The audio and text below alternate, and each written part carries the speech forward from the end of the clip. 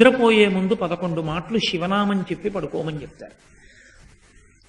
తెల్లవారి నిద్ర లేచేటప్పుడు మీరు పరమశివ భక్తులైనా సరే, మీ కులదేవత పార్వతీ పరమేశ్వరులైనా సరే, శివ అంటూ లేవడాన్ని శాస్త్రం అంగీకరించదు.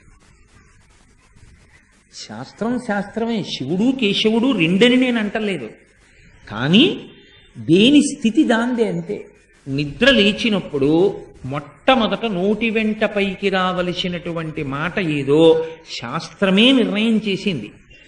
ఇంకా వేరొక మాట ఏదీ నోటి వెంట రాకూడదు. మొట్టమొదట తెలివి రాగానే రావలసిన మాట ఒక్కటే. అది 3 మార్లు పలికి లేవాలి మనసం మించింది.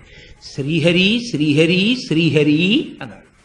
3 మాటలు శ్రీహరి అన్న నామం చెప్పి మాత్రమే లేవవలసి ఉంటుంది. అంటే జాగృతి ప్రారంభమైంది. నిద్ర లేచాడంటే రక్షణ చెయ్యవలసినటువంటి వాడు శ్రీ మహావిష్ణువే.